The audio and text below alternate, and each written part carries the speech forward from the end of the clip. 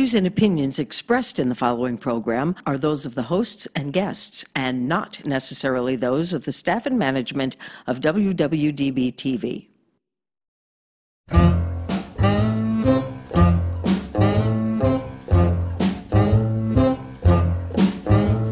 Baby, baby, baby, I've got to have you for my own. Baby, baby, baby, I've got to have you for my own. If you ever need me, baby, call me on the telephone. Hi, and welcome to Good Medicine. I'm Holly Davis, counselor here in Las Vegas, and today I'm very, very sure that this is going to be the best show ever. Oh, I think so too. It is going to be the best show ever. Well, first of all, because my guest today is one of my very special own mentors, somebody that I talk to when a counselor needs a counselor. That's Katy Steinkamp. She's a counselor's counselor. Indeed. And she's been practicing for 35 years, marriage and family therapy. And I look up to you, and your opinion to me is very, very valuable. And we get to laugh. We have so much fun together. So she's guided my career and just guided me as a woman. And so what we decided last week is that we're gonna talk about feminism today. And because we had a great conversation about it. We did have a great conversation about it. It's haven't in a long time. It doesn't come up often anymore. And I think that it should, because I really believe, just like myself, I'm not really clear. And, you know, you'd think at 46 years old I'd be pretty clear on what feminism is, and I'm really not. So I was going to call today's program The Mystique of Feminism. And this program in no way excludes men, because this is a human issue, and I think that the more men that listen to this and really have an understanding, and women who have an understanding, I think humanity overall will be elevated. And it's not somebody else's responsibility. It's not those people that talk to other people. It's not. I think men are very important to we want them to also understand about, it's not just really about women. It was in the original, at the origin of feminist movement, it was about women. But over the years, it's really about how do you build respect for both people? How do both people get their needs met in some way that is balanced and human, you know, not so aggressive and angry. You know, that is a beautiful point. I was looking up feminism this morning, and I was reading about Virginia Woolf. And she was sharing, now this is a long time ago. Yes. This is one of, you know, she was a writer and she's an artist, and she was frustrated because you would have to be, one, a male to be a successful artist, and you have to have money. And so she wrote a book to that effect, like, just give me a room and some money, $500, and I could be just as successful as anyone, because my whole life, and she was speaking for women in general, just but making it personal, I've always been told not to be creative and not to think. And if I picked up a book, it would be somebody else's, and then I would be told to put the book down and go mend the stockings or mop the floor. And so she was just making this approach known to everyone, and her approach to feminism was this. She thought that it would be like being androgynous, to being, you know, if this was just a human situation.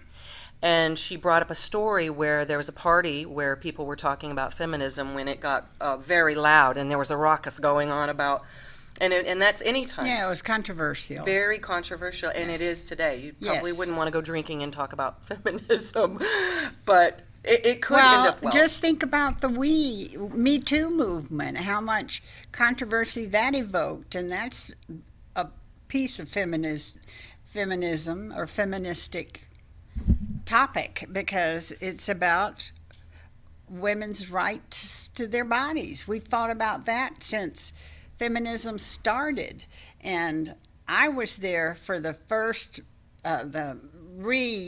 after Susan, Katy Stanton, and all of those people in the early 1900s.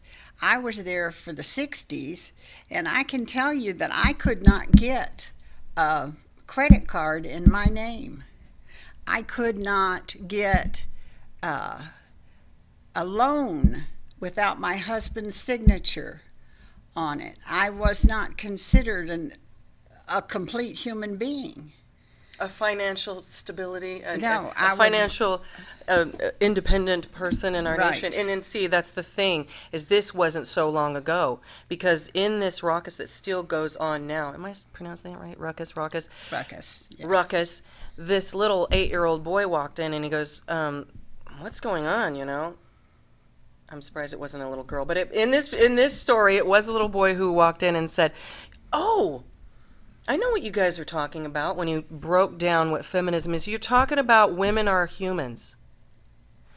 And that was what gave Virginia Woolf her basis of her book. And I think that's the basis of the 70s movement and even further. And there's several waves. And Right. I think from the very beginning, let's just make this where everyone's comfortable, because in her book she even spoke further that if women could think human, then men will be comfortable listening to what they have to say. Yes. Yes, that's very well said. So that's how we're going to find a Isn't balance. surprising. Yes, I think so. We're going to find a balance like that, and we're going to find a balance when men understand that it's about their rights too. And that I work sometimes with high conflict divorce people.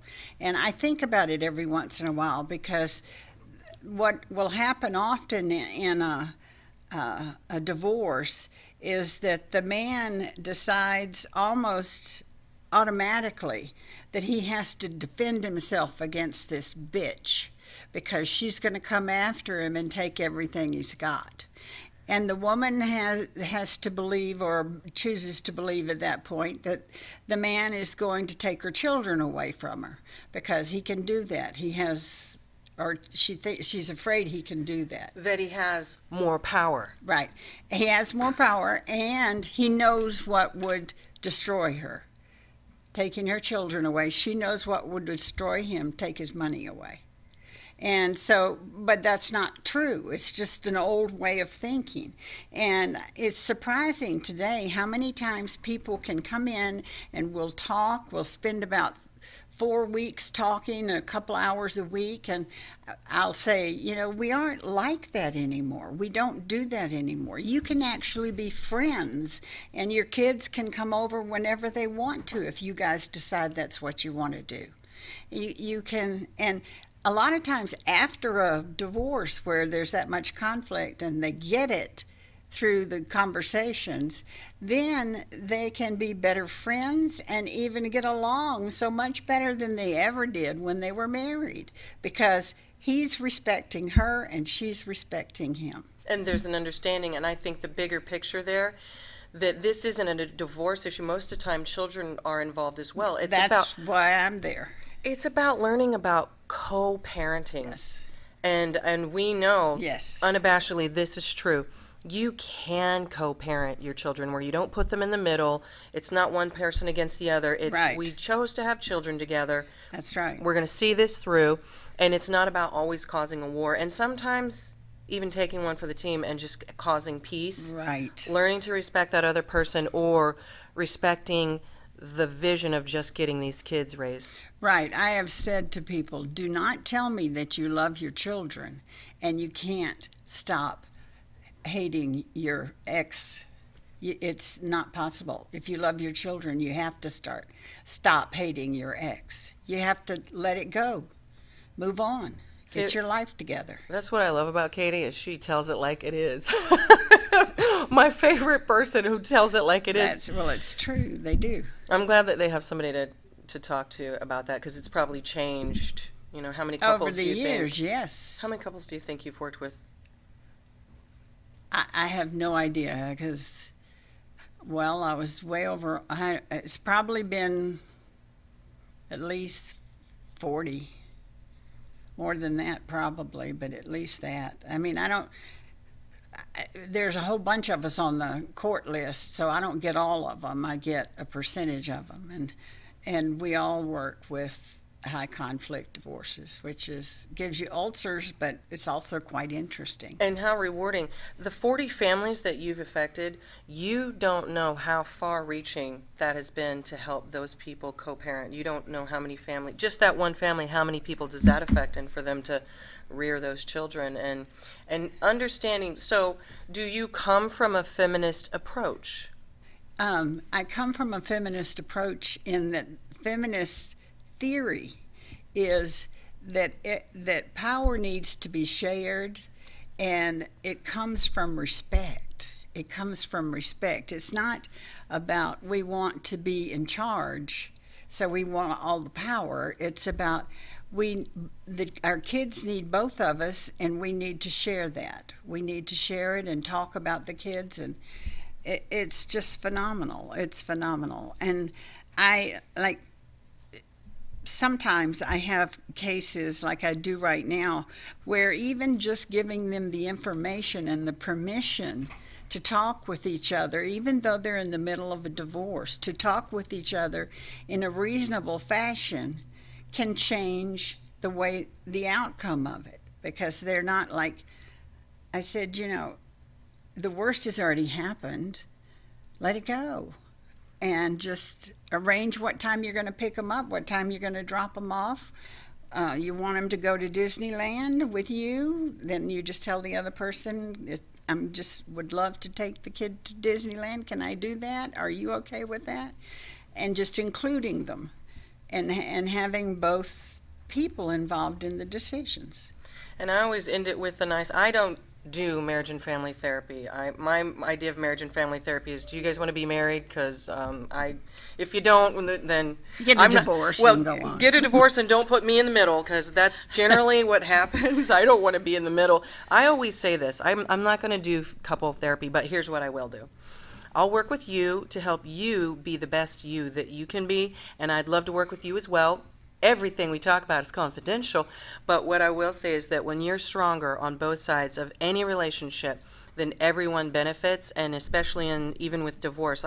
I hope that parents that are divorced become stronger and better people, because the only thing that can benefit is stronger children. Well, I think that it goes back to when girls, for instance, young girls are in high school or junior high school, and everybody has a boyfriend, and here's this young woman, and she doesn't have a boyfriend, and she feels terrible, and she doesn't I've been there and done this. That's why I'm so familiar with it. But I don't have a boyfriend, and I need a boyfriend. I need a boyfriend to fit in, to be like everybody else. So she gets a boyfriend, and the boyfriend starts saying, well, let's kiss, because we can't be a girlfriend and boyfriend if we don't kiss. And so she goes, okay, I don't really want to. Or maybe she does, and she says, great, let's do it. So they kiss, and then you watch those two kids, and the girl will follow the lead of whatever the boy says. And because she needs the boyfriend to be able to be popular in school. And by the time they get out of school, sometimes they just get out of school and get married. And it continues. The dynamic is that the boy's got the power and the girl does whatever the boy does because she needs to be married. Well, I can remember one time I picked up a book at a resale bookstore, and the title of it was Try Marriage Before Divorce. And I thought, what a funky little title. I'll get that book and see what it said. And what it said was, in order to have a good marriage, first you have to not need it. You have to choose it. That's a great concept. Yes. Well, but I would even say, because I was just thinking about this morning, that's why this is going to be a great interview. I was literally thinking about that same thing, is the less you need anyone, the stronger you are as a human. Because girlfriends get tied up in that as well. Well, my girlfriend's in cheerleading, so I guess I have to be a cheerleader. Well, my girlfriend has, right? Well, they have a beautiful home, and I guess I better need to try to push myself for a beautiful home and a great career and a wonderful, handsome husband that's perfectly perfect, and my spaghetti has to be perfect too. Remember that? Competitive. It's competitive, and if we could teach our girls young ladies, gentlemen, both of you be listening to this. If we could teach our girls young that you are your own entity unto yourself, and the more you need another person, the more unhealthy the relationship is. Even your own teacher. Right. If you'll take that homework home and study what they taught you, then when you come back, you'll know what the teacher was teaching you, right? You don't need to go ask the teacher. You're studying what they gave you, right? If you have... you can ask the teacher, but you can't need to ask the teacher. You could also look it up in a book, or you could do what you're saying and talk to somebody else. So you don't have to rely on that person to get you through. Like, I can't make an A unless my teacher sticks with me the whole, right? So that clingy thing, that it's that dependence, and it's the, I was thinking Nelly was the word I was thinking of. Is that the right way to put that? I don't know what Nelly means. A nimble, I can't do it. Like a nervous Nelly? A nervous Nelly, that concept of, I've got to have other people help me to be successful. And I do believe on interdependence, and I'm a huge believer. I do too. You know, having a peer and a mentor and a counselor, a guide, a coach, I think is what a beautiful thing. We're just not meant to be alone. But I also believe in independence. Well, I do too, and I think the word you're looking for that would probably explain it a little easier is enmeshment. You know, there's a difference between you and I being friends and me calling you and saying, I don't know what to do. I'm in this dilemma and I don't know what to do. And I call a friend and she gives me some hints and I take off and I go. And saying, well, I don't know what to do, so I'll just do whatever they tell me to do. Enmeshment is like this, where you really can't get loose from somebody else because you think you need them so much. And independence, or breaking away from that, is an individuation where you literally start becoming your own person and understanding the depth and the breadth of what you have as this fabulous, one of a kind in the entire history of the world, the universe. There's never been another you. So explore inside yourself and see what's there for you. It doesn't matter if you're male or female. I mean, I have this young man that I see right now who is a fabulous young man. I say young man because of my age. He's like in his 30s somewhere. And he is just figuring out how to live his life because he's been so busy taking care of everybody else in his family. He was so enmeshed in his family. So, and it's wonderful to see him discovering that he has the ability to do this. I think 33 is the age of enlightenment. That's when you go, aha. The 30 to 35 really is. At least, I know that's true for women. I'd have to explore with men, but. So when I call you and ask you for a therapy session, you're not going to tell me what to do. I'm not going to ask you for advice, and you tell me exactly what. No, that's not. I'm not going to give you a bunch of things to do for homework and bring it back to me the next day. So I do the same thing, and I never thought of it as enmeshment. I always teach people to go and listen to themselves, and that is a concept that I believe we're barraged with so many. The cell phone and the Instagram and the Facebook and the Twitter and just the media. So many people telling us how we should think and dress and look and be. And I can't be a Kardashian. I don't have somebody to take $5,000 a day to get ready. I just drives me crazy that they want to be Kardashians or anybody other than themselves. You know. But this is the thing. They're so enmeshed in the media and what everybody else is doing. A 5-point series on your eyebrows on YouTube. You know, I mean, that literally, this is what's going on, is they're looking at all the other things that everybody is. And remember magazines in the 80s and 90s, the Twiggy, and everybody used to get in trouble because the average woman is a size 12. Just saying. Yes. The average woman is a size 12. Marilyn Monroe was a size 12. Yeah, and that was a big size 12. It's gotten smaller. Oh yeah, you ever seen a size 12 and it's like this size here? And you notice shorts nowadays are always they're short shorts, and we don't. What happened to Bermuda or the clam diggers? You can find them. Can't find a Bermuda short anymore. But to teach our daughters that they don't have to look like that and just be themselves and be perfectly whole. Come up with your own ideas and your own divine concepts and be your own inspired person is I think going to be difficult but not impossible. No, it's not impossible. And if you're afraid, that's a good thing. It's an indication that you need to face that fear and go do it anyway. Face the fear and do it anyway. And think about in terms of humanism. The Kardashians, the people who have millions of viewers on Instagram and all these, it's interesting that this is even a thing. People who are popular and famous, they're just human beings, and we're just human beings, and we're all equal. There's no one that's more important than the other person as far as being on this planet like you talked about. There's nobody else like you, Katy. There's no one else like me. We're individuals. And there never will be. This is your time to shine. And you have a story. You have a voice. And the interesting thing, and we're talking about feminism today, is there was a time, though, when you didn't have a voice. When a woman had no voice. So we are talking about feminism today. This is Good Medicine. We're going to take a small break. When we come back, we're giving the definition of feminism, some waves of feminism, and where we are now in terms of feminism. So this is Katy Steinkamp is my guest today, and she is a marriage and family therapist here in Las Vegas, and I'm a counselor in Las Vegas, and this is WWDB-TV.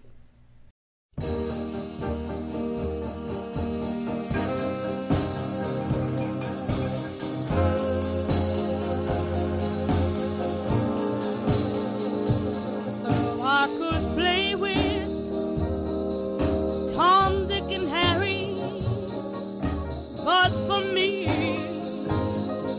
you're the only one who makes me shiver, makes me tingle, and who brings my loving down. I played the love game before I met you. It's a game I've always won, but now you set my soul on fire, and I really had my fun with all the boyfriends, the good time and friends. I've still had to walk this road all by myself. I was their playgirl, a careless gay girl, but I put You've heard of public relations, but you're not sure quite how it fits into your communication and marketing strategy. You're puzzled about how it can help you. I can help. I can help solve the public relations puzzle by showing you how all the different pieces of PR fit together to help you share your story, to help shape your brand, build relationships, and spark conversations. It's about connecting and building relationships because business is personal. You can visit my website at onebluecube.com to learn how I can help you share your story.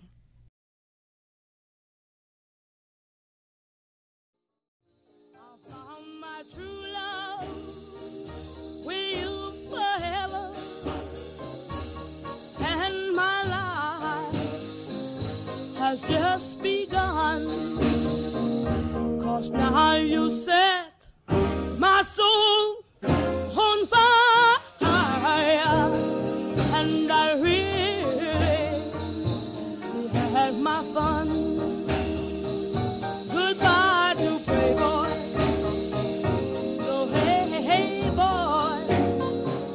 Goodbye to everyone but you, my love.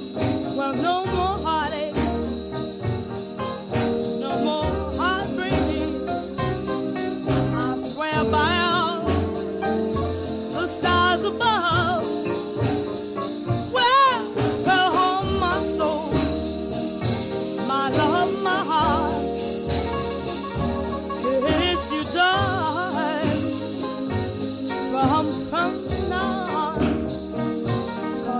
have you set my soul on fire,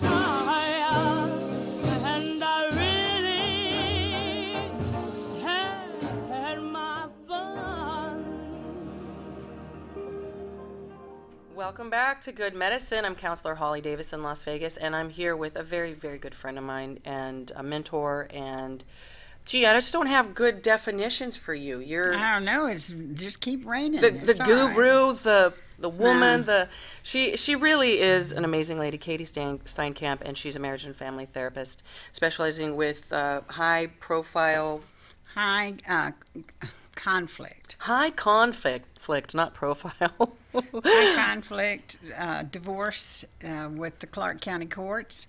And I also do just a lot of plain old counseling and psychotherapy, and I do some teaching. Whatever appeals to me, I do it. That's great. It's still learning, still growing, and teaches me so much. Definitely my teacher.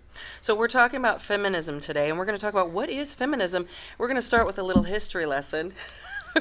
This cute thing is a baby papoose. This is Sacagawea's baby papoose, and my 7-year-old did this. And isn't this a mind blower that Sacagawea was able to give a tour of our nation with no roads or, you know, maybe some trails of our nation with a baby on her back? She was actually showing male explorers the lay of the land.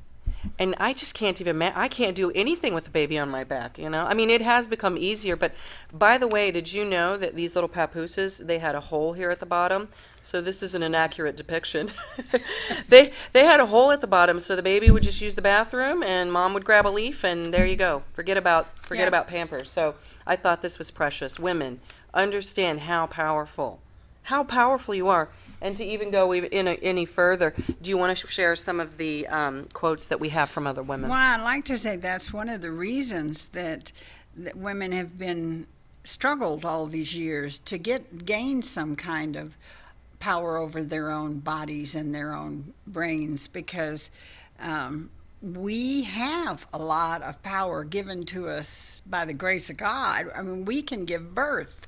We can have sex and have a baby and feed it and know it is ours. And the guy doesn't always know whose baby it is, and that's kind of a funny thing to think. But back in the day, it was a big conflict. And so, but women have always been interested in working with other women to gain freedom, to gain some power. And a couple of quotes is, and I'm not going to pronounce her name right because I'm terrible at it. It's the Muslim woman young woman who was recently shot for her beliefs. And she's still alive and she talks often. It's Malala Yousafzai, I think. And she works with the United Nations Foundation, and her quote is, "We cannot all succeed when half of us are held back." And that's a pretty powerful quote. We cannot all succeed when half of us are held back. I had a conversation with a bunch of women one day in a car going somewhere, and we were talking about genital disfiguration and how in so many countries women are taken by sometimes the other women, and sometimes if it's a smaller country, the men or whoever's there, and they just take out the female genitalia because that's pleasure for the woman. That's my interpretation, but it takes away some of their power because it just does.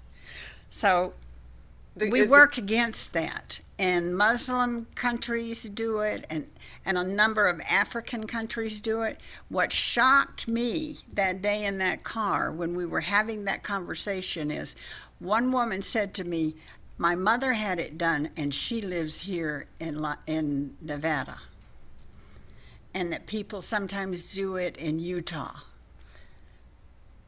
because of I don't know why. I don't know why. I don't want to point fingers at people, but it's usually when women's ideas and their thinking about things that somebody wants to pull them back and shorten the leash and say, get back in line. You're not supposed to do that sort of thing. You don't have rights. You don't have rights. That's right. So that's a wonderful quote. And we can't consider ourselves free until all women can drive. All women have the right to their own bodies. And the decision about abortion is a woman's right singularly and completely, and it should be one that they make in concert with their partner. But if the partner is saying absolutely not, and you know you need to do it, you get to do it. It's your body. And there's no other way. I want men to sit down and take a deep breath and get out of that decision, because it's just ugly when they do. And, you know, the history of that goes so far, too, because I read a story about this morning. What is very typical of a woman is the one who did like to be creative and was artistic and did want to have a voice would run away from the being held back and would maybe be raped or end up pregnant. And then you know what would happen 9 times out of 10? She would kill herself. Yes. Because a mother who was unwed was completely unacceptable. Shamed. Is shamed. When I was in high school, this just tells you how old I am, but when I was in high school, if a young woman got pregnant, she was kicked out of school. And many of them didn't go back to school where I lived. So that was the end of the education. And so anyway, and another quote, I'm not free, this is by Audre Lorde. I'm not free while any woman is unfree, even when her shackles are very different from my own. So we're talking about just what is going on in this country, by the way. I think we think that we've gone a little further than we have with mental health, with abortion, with politics, and with feminism. And for me, feminism, just from my personal perspective, I love being a woman. I love being a lady. I do too. And feminine stuff. And then I also love being strong. I love being a businesswoman. I love being married to my husband. I love being a mother. I have 5 children. I don't love dishes. She's crazy too. That is very true. But I love the fact that I have dishes to eat on, and a dinner, and a dishwasher. And so for me, that concept, and when I think of feminism, I go back to that place where I teach people that you have the gift inside of hearing and knowing. And I do want to say I'm pro-life. I'm pro-life. So if anybody ever came to me with an abortion issue, you know, if you said, you know what, I'm going to have an abortion and I need your support, you have my support. Totally have my support.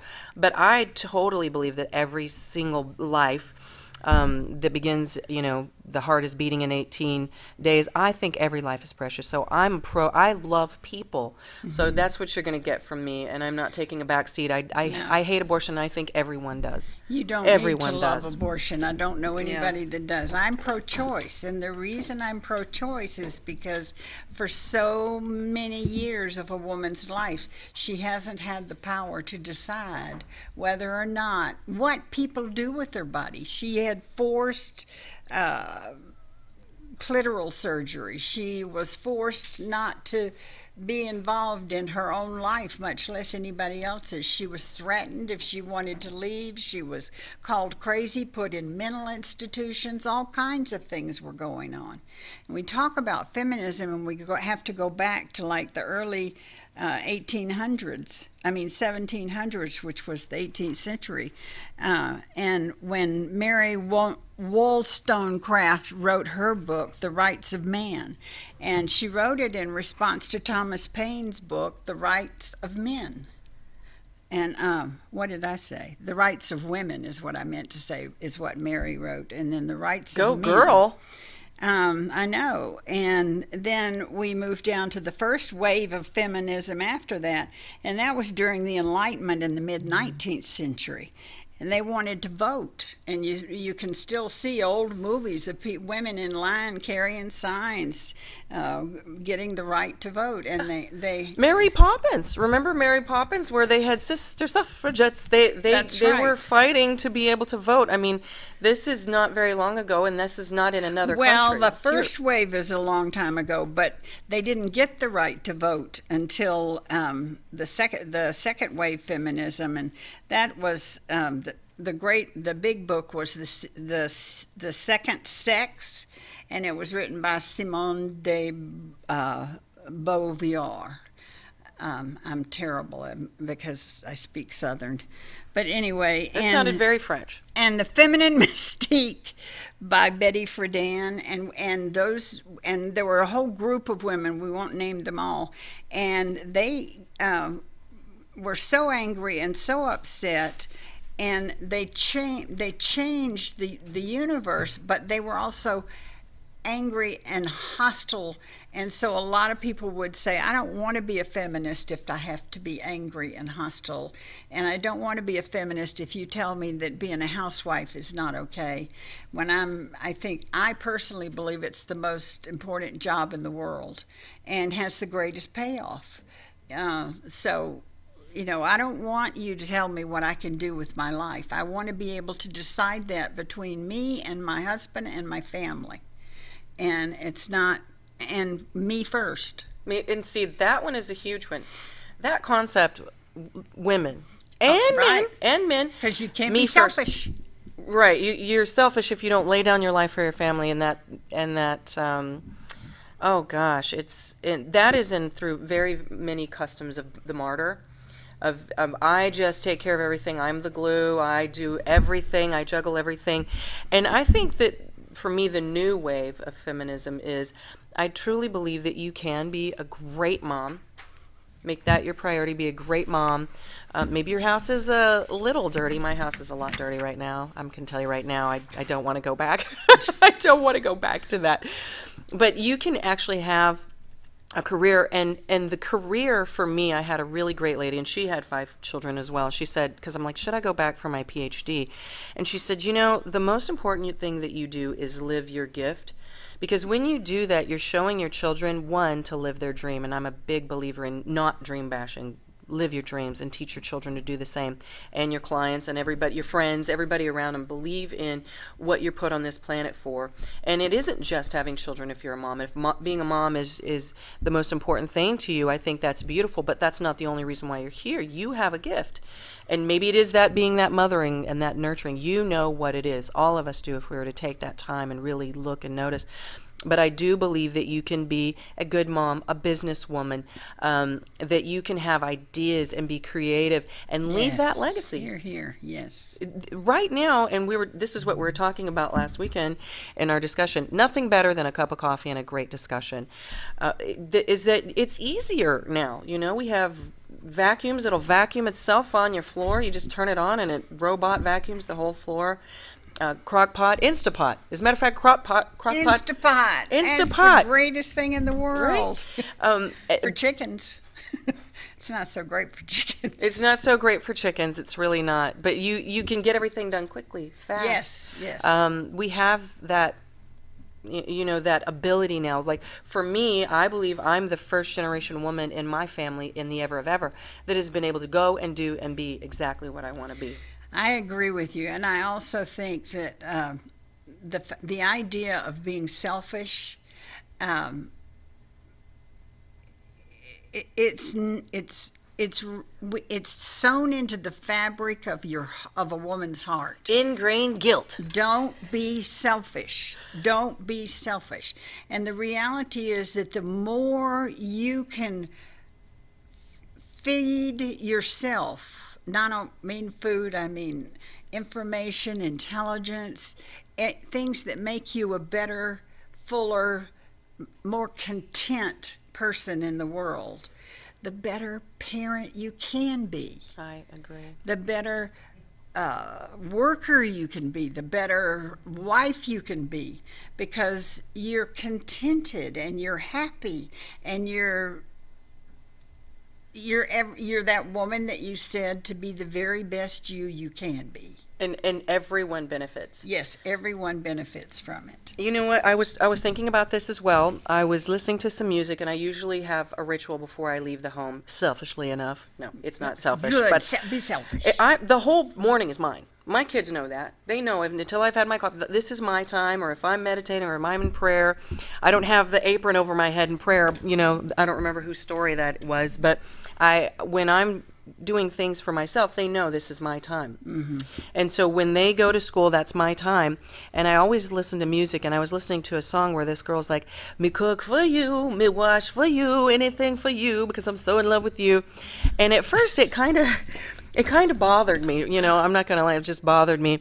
But, you know, the truth is, a woman, when she loves a man, when a man loves a woman, when a woman loves a man, there really isn't anything that she won't do for you. But that's not because you're a man. There's nothing I won't do for my children, for my dog. For my dog, there's nothing I wouldn't do.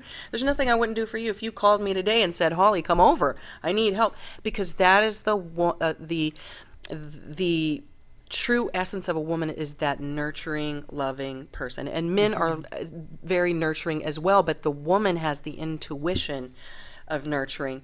And that's how we are with our girls and with our friend. And I believe if we became that same person to our girlfriends, instead of that competition and afraid of our power, and if we were that same way with how we run our businesses and in our home, I think we would see a lot of the mystique of feminism. I think we would have a lot more openness. I think that we would grow a little more, and it would be something that we could teach everyone, is that a woman is a nurturer. But here's the thing, it's not to be abused. Well, and the other thing is, I would ask you this because I don't know myself, but are you saying that all women are nurturers? No. Absolutely not. There are some women who are not meant to be a wife and a mother. They've said that, you know, I never want to be a mom. Right? And good. Choose not to be one. Right. I think I said the same thing, but I'm pretty sure I said I don't want any kids. Yeah. Yeah, that was a long time ago. And we change, too, and we evolve. So maybe do. you're not a nurturer right now, and you don't like kids or cute little furry animals, or that's not your bag. But, I believe we all change as well. I think the more we grow and the more vibrant we become, and the more, like you said, the better we become, we can, evolve and do different things and learn more about ourselves. I think that's the best thing. I think it is too. So, not all men are nurturers, not all women are nurturers. Not everybody's supposed to have children. No. I think the ones who would listen to that, we'd be all better off. That's true. And the nurturers that are out there move me. And I was sitting in a park somewhere in another country. I can't remember which country it was. But I was sitting in a park, and the park took up this huge space, and I saw these people rolling baby carriages and strollers down there, and they were all men. And I was sitting there watching this, and my mind was going crazy with it, and it triggered some old stuff in me, and I started to cry. I looked at these men who loved their babies so much, and you could see it in their eyes, and one father reached in his pocket and pulled out a little towel and was wiping the baby's face, and I mean, it just made me weep, because I thought how hard it is for a man in this country at that time to be able to be gentle and sweet and kind with the baby. It isn't so hard now, but it's still very hard for an awful lot of men. Authenticity. To be your authentic self, I think, is the underlining theme. Show your vulnerability. That's what love is really about. And I'll ask somebody, will you be vulnerable? And they'll go, no, I have to protect my heart, my whatever. And I'll say to them, then you're not going to find true love. Because you have to be vulnerable. How much you love your kids. You think about it. It's like you have your heart, you take your heart out and put it in this little infant, and walks around and creates its own life, and it's got your heart and tears it into shreds eventually when they leave home. It's terrible. Well, during home, too, they can tear your house to shreds, I'll tell you. I know. But you love them, and you're vulnerable to them, and that vulnerability is what it is all about. Growth. Mm-hmm. It's growth. So what would you say unequivocally, unabashedly, what is feminism? Well, I can tell you, because I looked it up in all these dictionaries. But there is one that I really like. Well, this calls it the idea that women and men should have equal legal and political rights, sexual autonomy, and self-determination or agency. Yeah, you need agency over yourself, but not over everybody else. A social movement that advocates for economics, blah, blah, blah, blah, blah. But there's no single theory of feminism or a definition that is universally accepted. So we call it feminisms. Feminisms. Because they're all different. But to me, what it means is that I get to be who I am. You get to be who you are. And anything less just creates anger and frustration between us. So you as a human get to create your role. I as a human get to create my role.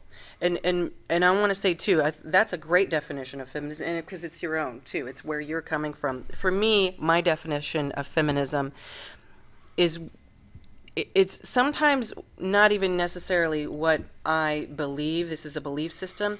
It's some of the things I'm willing to do, but sometimes it's what I'm not willing to do. So, for example, if there's a song that does come on and it is bashing women, it's just out and out bashing women, I might have even liked the tune or listened to it, you know, in the 90s or whatever, but I realize now that that song is making a woman sound like chattel, is what Virginia Woolf said at one point. That's chattel. what it is, chattel. And when I hear that, as much as I like the rhythm and it's not maybe pertaining to me, I can't be retrospective and open about it. I have to just turn it off.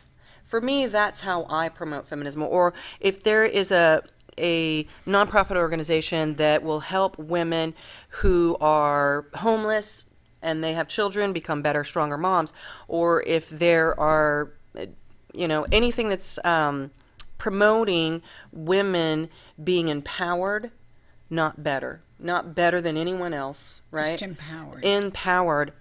I am so all about go girl. Go girl is my belief in feminism. I have 3 daughters, and they're all very, very different. And what I teach them about relationships and women and femininity and is I just let them be themselves. I really do. And then when they come to me and ask me, I don't impose my value, because I ask them to think about what they would think about it, and then I tell them what I believe. And that they get to make their own choices. And sometimes they don't listen to me. It's probably 89% of the time. But I didn't listen to my mom. Did you listen to your mom? No, I didn't listen to my mom. But your enthusiasm gets people in. Your openness, your spontaneity, you know. And I want to just say this because I don't want to forget to say it. It wasn't that long ago that women were considered chattel. And chattel just means you're my property. You belong to me. You're a thing that I own, that I can have power over. And that, folks, has got to go. That's done. Everywhere. Not in this country, in every place country on the globe. And what would somebody who is, you know, sitting there listening, watching right now, what could that person do about the overall? We're not, you know, maybe we're not going to go hold up signs and maybe, I don't know, run for president. I don't know. I mean, you might. I'd be so happy. That'd be great. But what could we do? Average Joes, what could we do? We could start, I think, I get excited when you say that, because we can start by telling the truth. By speaking our truth instead of trying to fit in and saying what everybody else is saying. We can begin by respecting ourselves so much that we don't put up with somebody who is trying to make us small. This is what I show my children. Usurp you. When someone's trying to push you down and you usurp your freedom and your right to happiness too, that's when speak to my children, I say, that's when you need to advocate for yourself. So I teach a lot of self-advocacy, and I teach that to my clients as well. Self-advocacy.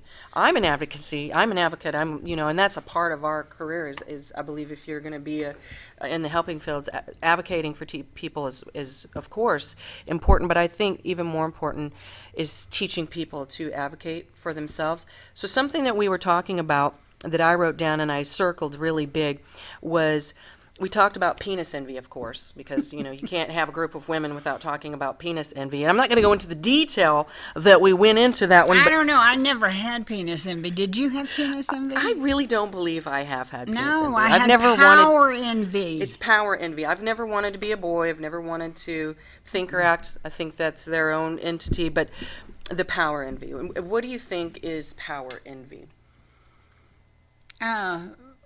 When when you envy somebody because they get to run the world, in essence, or you envy somebody because they have something you don't have. Well, the reality is, the best thing you can possibly do is learn to speak up for yourself. I know you're afraid to do it if you don't have that power, but that's how you get it. You speak your truth. Even if you're in a group of people, I went out to dinner with some people not too long ago, and we have a society today, right now, this minute, that is full of victims, and I can't tolerate victims. I just can't tolerate them.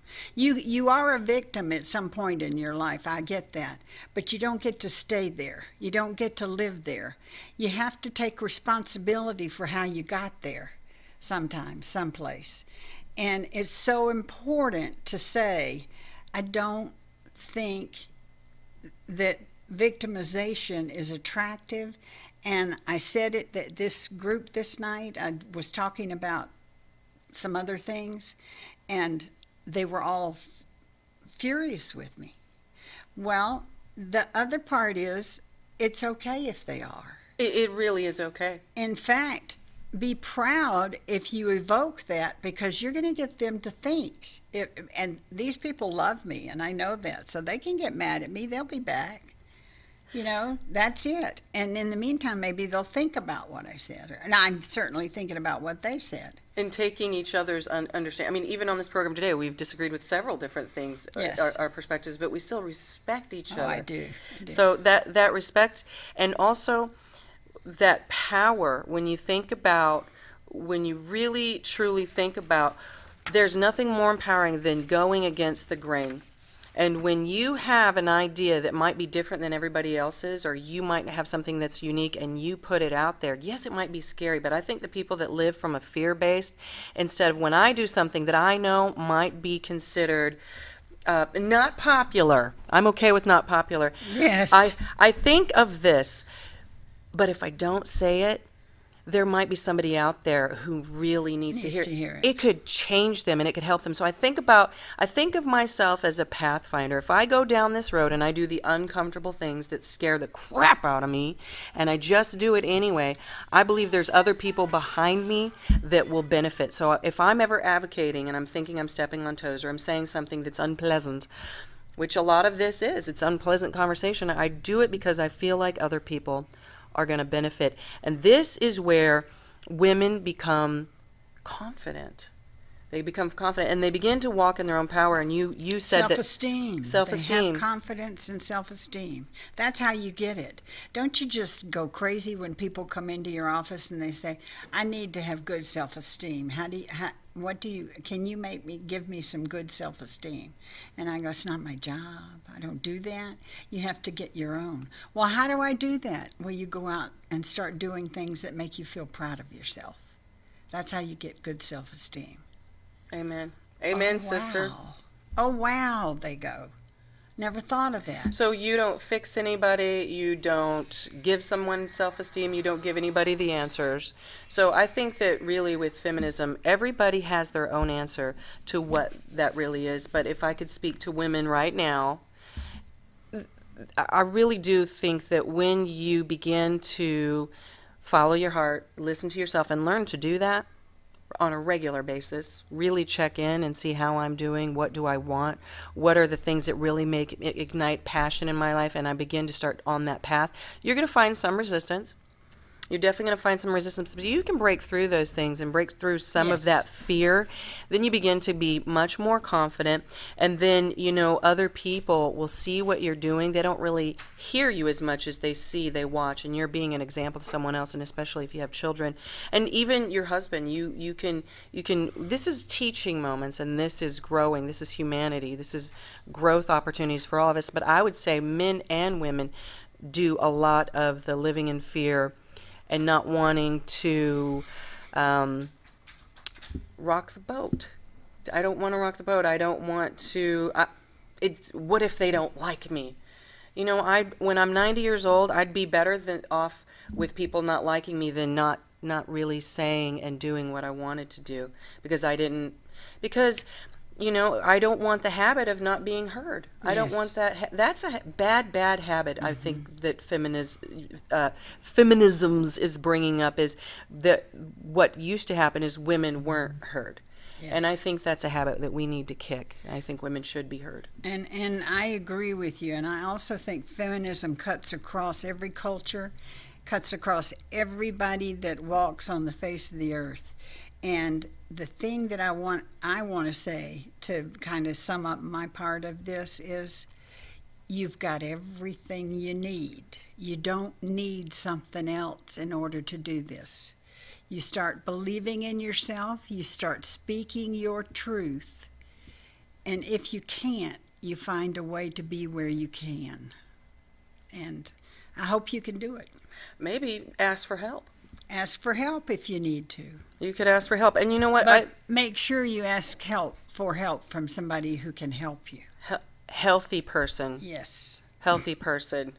Can't stress that any further. A healthy person and we've got to find some mentors. And you know, if you can't find any, here's my bottom line for feminism. We're like, oh, I got another thing, and another thing about. We could do this for 3 hours. For 3 hours. And another thing, if you can't find a shero or a hero out there, ladies, please be your own. Because no one knocked on my door today. No one fixed my hair. No one cleaned my hair. You love her hair. She's like, do your pose, right? Is this right? Yeah, that's it. No one said, hey, I want to help you, you know, get stronger and be confident and boost your self-esteem. No one. And so you will find the strength on your own. Believe me, you will. Yes. You have a couple of things that you can give them as far as references to some books. Oh, I do. If anybody's interested in learning more. I do. Let's see if I can find them quickly. Yes. Well, I'll tell you the book that I read. My husband and I had a big fight over it, and I found it in the garbage can one day. It was called The Woman's Room. And it was a novel, but it was a novel based in the truth of the 60s and the 70s. And it made you mad to read it, and that's not a bad thing. It's called The Women's Room, and the writer is Marilyn somebody, anyway. And the others are people that you know. In a Different Voice is Carol Gilligan, that talks about how you need to find your voice.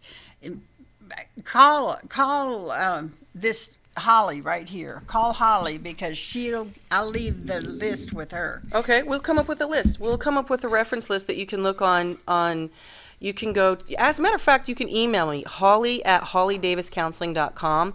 And if you want some resources, I will pummel you with some resources of some information that you need. I think Virginia Woolf is probably a good place to start as well, just even reading some of her books. Yes. Not even necessarily on feminism, but getting to know her as a person, and then maybe branching off and doing do some research on your own even. You don't even need me. Gloria Steinem. There's Steinem. lots of books by her. What if somebody wanted to work with you, Katy? Would you be open to that? Giving the information? Sure. What about your phone number? Would you? Let me give you my email. It's my name, Katy, Steinkamp, STEINKAMP, @yahoo.com. Or you can call me at 702-498-4688. I'll be glad to give you some resources. Absolutely. And I'm Holly Davis, counselor here in Las Vegas. My guest today has been Katy Steinkamp, and we've really just been talking about life in general, but really trying to focus on the mystique of feminism. What is it? And really, what does it mean to you, I hope, is what we've really been able to project at the end of the day, is finding out what that means for you. And so stay with us next week on Good Medicine, because we're here every Tuesday at 11 a.m. Pacific time on WWDB TV.